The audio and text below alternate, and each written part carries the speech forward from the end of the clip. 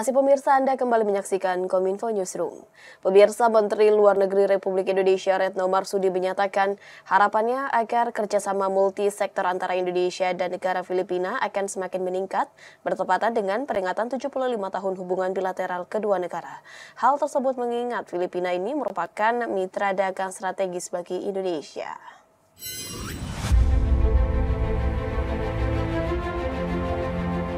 Menteri Luar Negeri Indonesia Retno Marsudi bertemu dengan Menlu Filipina Enrique Amanalo di Manila pada Selasa untuk membahas penguatan hubungan bilateral, terutama kerjasama ekonomi. Untuk lebih memperkuat perdagangan bilateral, kedua Menlu berkomitmen untuk menjajaki peluang perdagangan baru. Di bidang investasi, Menlu Retno dan Menlu Manalo menyambut baik antusiasme investor kedua negara untuk bisa memperkuat kerjasama investasi. Menteri Retno menyebut bahwa delegasi Kamar Dagang dan Industri Indonesia juga sedang mengunjungi Manila bersamaan dengan kunjungan resmi Presiden Joko Widodo ke Filipina. Filipina merupakan mitra dagang strategis bagi Indonesia. Filipina adalah negara penyumbang surplus neraca perdagangan Republik Indonesia dengan nilai sekitar 170,38 triliun rupiah. Adapun total nilai perdagangan bilateral Indonesia-Filipina mencapai 14,39 miliar dolar Amerika Serikat atau 215 triliun rupiah pada 2022, meningkat 57% dari tahun sebelumnya. Kunjungan Menlu Retno ke Filipina untuk mendampingi Presiden Joko Widodo juga bertepatan dengan perayaan 75 tahun hubungan diplomatik Indonesia-Filipina. Filipina adalah mitra penting ekonomi bagi Indonesia, khususnya di perdagangan. Selama 5 tahun terakhir, volume perdagangan kita terus meningkat, bahkan naik lebih dari 16% pada tahun 2022.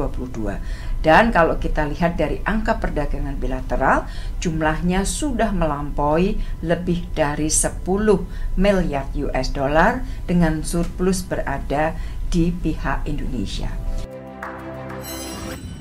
Pemirsa, pemerintah memberikan santunan kepada anak-anak korban kasus gangguan ginjal akut progresif atipikal atau GGAPA pada anak, baik yang meninggal dunia maupun pasien yang masih menjalankan perawatan intensif. Bantuan diberikan kepada 82 korban yang tersebar di 27 provinsi yang diwakili melalui keluarganya di Kantor Kementerian Pembangunan Manusia dan Kebudayaan Jakarta.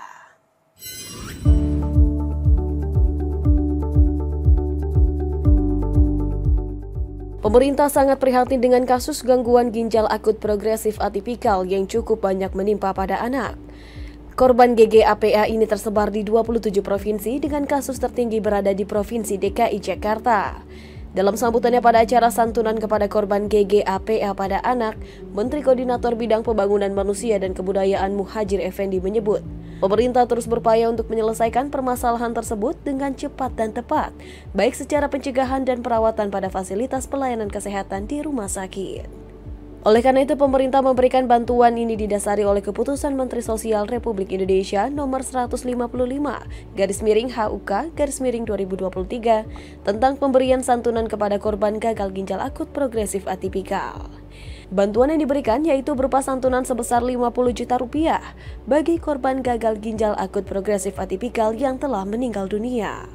Sedangkan yang telah sembuh atau yang masih menjalani proses penyembuhan diberikan santunan sebesar 60 juta rupiah dengan rincian 50 juta rupiah untuk biaya bantuan sosial dan 10 juta rupiah untuk biaya transportasi progres pengobatan rehabilitasi medis.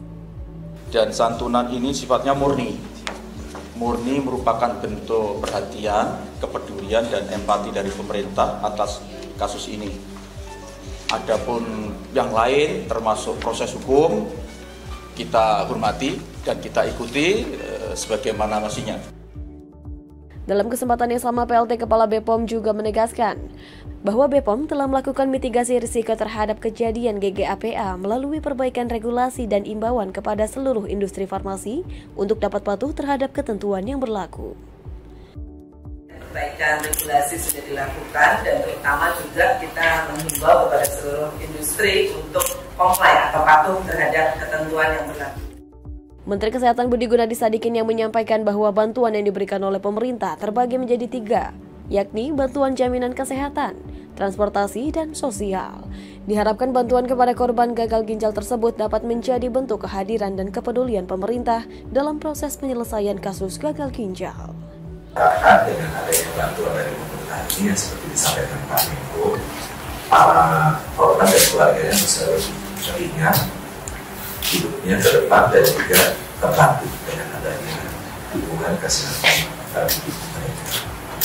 Buat kami Kementerian Kesehatan sangat ingin sampaikan bahwa ya, ini hal yang tidak kita inginkan sama-sama.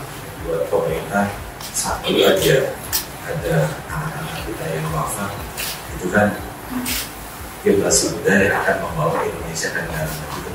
Buat kami itu teman-teman kesehatan, satu anak meninggal itu sudah terlalu banyak. Tapi saya jangan sampai akhir. Dan adalah tugas kami itu bersama-sama dengan BPOM untuk memperbaiki sistemnya supaya kita bisa mencapai cita-cita.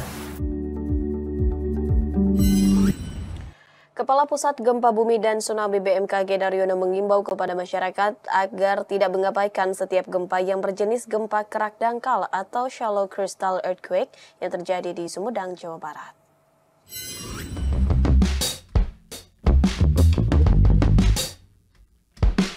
Badan Meteorologi, Klimatologi, dan Geofisika menyampaikan bahwa gempa dangkal yang terjadi di Sumedang, Jawa Barat memberikan pelajaran akan pentingnya mitigasi konkret dengan mewujudkan bangunan dengan struktur kuat dan rencana tata ruang wilayah yang aman berbasis risiko gempa bumi. Kepala Pusat Gempa Bumi dan Tsunami BMKG Daryono mengemukakan gempa Sumedang merupakan jenis gempa kerak dangkal yang dipicu aktivitas sesar aktif yang seluruh pelepasan energinya terkonsentrasi pada wilayah lokal.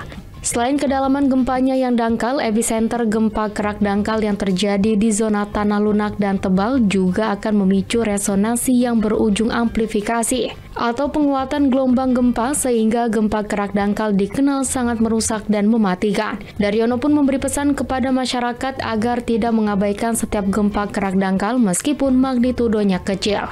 Gempa Sumedang memiliki magnitudo kecil tetapi merusak.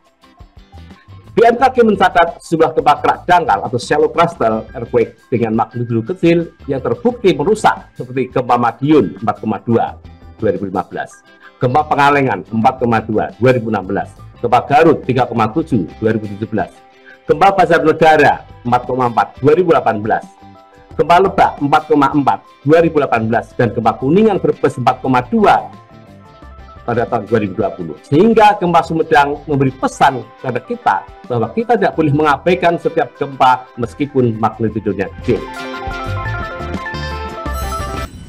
Pemirsa, Badan Nasional Penanggulangan Terorisme melakukan serah terima platform digital IK-Hub sebagai upaya dalam mencegah tindak terorisme. IK-Hub berfokus pada upaya menghadiri manajemen data digital yang terpadu, yang mengintegrasikan data dan informasi, serta koordinasi, pemantauan dan pelaporan implementasi, dan melalui kerjasama dan kolaborasi program antar aktor di Indonesia.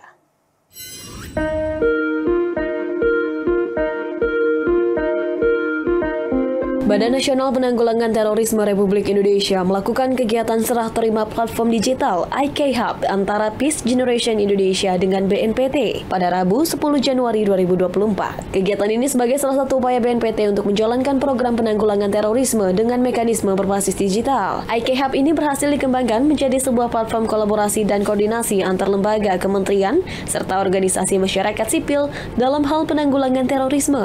IK-Hub berfokus pada upaya menghadiri manajemen data digital terpadu yang mengintegrasikan data dan informasi, serta koordinasi, pemantauan, dan pelaporan implementasi dari adanya RAN PE melalui kerjasama dan kolaborasi program antara aktor PCVE di Indonesia. Sekretaris Utama Bambang Surono menyebutkan, produk pengetahuan IK-Hub ini telah menjadi referensi dalam pengambilan sejumlah kebijakan penanggulangan terorisme dan komitmen BNPT untuk menjalankan kerjasama multipihak dalam penanggulangan terorisme, dan merupakan bukti nyata adanya upaya koordinatif keterlibatan masyarakat sipil dan pemerintah baik pusat maupun daerah dalam upaya penanggulangan terorisme melalui prinsip whole government and whole of society approach. Di sana sudah berinteraksi kurang lebih ada 116 institusi ataupun instansi baik pemerintah pusat, pemerintah daerah maupun dari organisasi masyarakat sipil, ditambah dengan lebih dari 537 produk pengetahuan yang menjadi referensi pengambilan kebijakan dalam berbagai kesempatan oleh pejabat internal maupun eksternal BNPT, termasuk di dalamnya produk pengetahuan yang dihasilkan oleh IK-Hub BNPT, serta 5 kali menjadi objek penelitian oleh peneliti di dalam dan luar negeri sebagai sebuah praktek baik. Pemirsa, selanjutnya kami akan mengajak Anda mengulas informasi mengenai menilik upaya BNPT dalam membina napiter jadi wirausaha. Sesaat lagi tetaplah di Kominfo Newsroom.